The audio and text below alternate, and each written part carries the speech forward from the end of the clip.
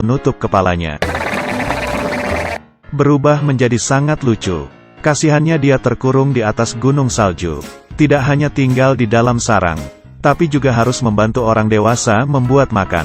Sunny mengambil air di atas es. Pria ini datang untuk membantunya, dan dengan satu pukulan langsung menghancurkan es. Dan dari dalam air menangkap seekor ikan. Sunny langsung memeluknya, kemudian mengambil minuman es, dan membawanya ke samping untuk dibuka. Sang pria mengurusi ikan. Sunny menggunakan gigi kecilnya untuk mengiris es. Dengan cepat tanpa berhenti. Melihat muka sang pria yang kotor, dia menggunakan kain untuk mengelapnya. Hampir saja membuat si pria nangis terharu. Tapi kedua orang dengan susah payah mempersiapkan makanan. Tapi dibuang oleh sang paman. Aku ingin sarapan yang mewah. Sunny terkejut. Kemudian bersiap membuatkan sarapan lagi. Dia duduk di depan kayu bakar, mencoba untuk menyalakan api. Tapi paman kesal. Nyalakan api saja tidak bisa. Kamu bayi seperti apa? Ya ampun, apakah ini manusia? Demi cepat makan, paman memberikan asap api ke Sunny. Tapi melihat asap hijau di tangannya, Sunny memiliki ide baru. Dia menggunakannya untuk membakar ikan. Dan asap hijau menjadi lebih besar. Dan asap api aneh ini, kebetulan dilihat oleh saudara di bawah gunung. Dia percaya itu pasti petanda dari Sunny. Memikirkan adiknya yang kesusahan, sang kakak langsung menggunakan garpu, dan mengambil senar, dan menjadikannya sepatu salju sederhana. Bersiap dari air terjun es memanjat ke atas gunung untuk menolong Sunny. Sekarang semuanya sudah siap. Keduanya sedang mendaki ke atas, menggunakan pengait dan menusuknya ke es. Lalu garpu di kaki juga ditusukkan ke es. Seperti ini satu persatu. Dengan susah payah mereka sampai di atas gunung.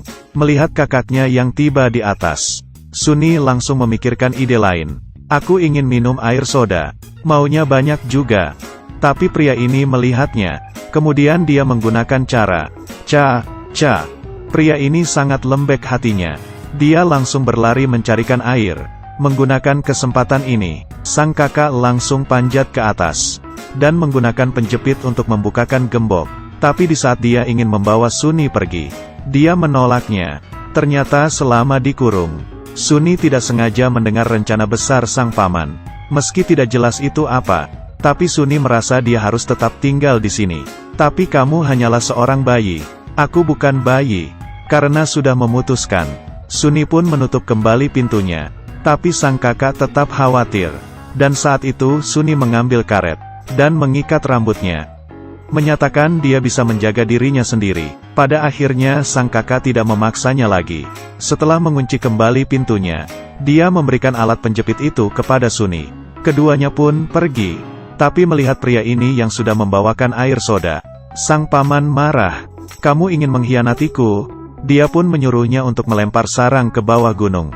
Tapi karena khawatir dengan Sunny, saudaranya berdua kembali lagi ke atas gunung. Mendengarkan hal adiknya sudah tidak ada, mereka semua terkejut. Dan di saat itu, Sunny muncul dari balik mobil. Ternyata dia masih hidup. Mereka pun menghela napas. Tapi tiba-tiba muncul segerombolan anak kecil. Semuanya orang kaya, dan mereka juga adalah tujuan dari sang paman. Di saat mereka hampir sampai di jebakan, tiba-tiba terdengar suara 3 burung gagak yang sedang terbang. Mereka menangkap kayu yang ada di tanah. Lalu semuanya terperangkap. Mereka semuanya ditangkap. Dan di saat itu kedua kakak adik datang. Ada masalah apa? Sunny melihat ke depan. Dan dengan kaki kecilnya, sang paman kaget, menunggunya mundur. Mereka bertiga turun dari salju, dengan menggunakan seluncuran. Dan dalam hutan karena kecepatan. Saat itu adiknya berusaha untuk berhenti. Tapi gagal, remnya malah patah.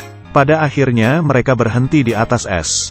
Meski es tidak patah, ketiganya ternyata diangkat oleh kapal selam. Mereka masuk ke dalam kapal, dan bertemu dengan 2 petugas. Setelah mendapat pertolongan dari mereka, untuk sementara mereka aman. Tapi hari ini saat mengemudi, kepala kapal melihat ada gurita besar yang mendekat. Semuanya langsung menutup pintu dan bersiap ke depan jendela, dan menyadari ada sesuatu yang aneh sedang melekat ke kapal mereka. Kemudian ada orang-orang yang perlahan turun. Itu ternyata si paman. Benar-benar dunia yang sempit. Dia memaksa anak-anak untuk keluar.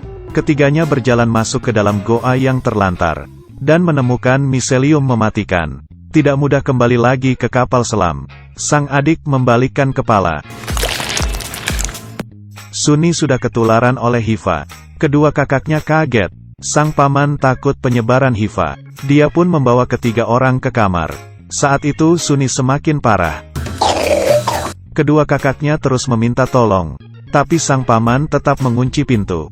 Kemudian sang pria datang untuk memberinya pelajaran. Dia baru saja ingin menyerang Sunni. Tapi melihat dia sudah tertular HIV. Ini sangat berbahaya.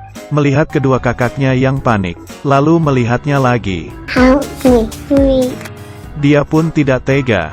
Ia pun memutuskan untuk membantu mereka bertiga kabur. Dia membantu kedua kakak untuk menarik perhatian sang paman. Kemudian menggunakan lampu yang terus redap-redup. Mereka pun berhasil membuat kekacauan. Kemudian menggunakan kesempatan itu memasuki gerombolan. Dan turun ke bawah kembali ke kapal selam mereka. Melewati data-data yang mereka cari. Keduanya menemukan monster adalah obatnya. Mereka menggunakan kain untuk menutup mulut dan hidung. Perlahan-lahan membukakan helm adiknya. Kemudian memakan 1 sendok monster. Muka Sunni yang berwarna hijau kembali menjadi normal. Mereka berhasil menghilangkan HIV. Ketiganya berpelukan erat. Sedangkan paman jahat masih membayangkan hal indah yang dia rencanakan. Tidak tahu apa yang terjadi dengan anak-anak. Dia masih bisa bertingkah seperti ini. Mungkin kejahatan di dunia. Pasti tetap ada tersisa kebaikan. Orang baik dan jahat itu tidak pasti. Setiap pengalaman adalah berkembang. Aku adalah Afeng, terima kasih dah.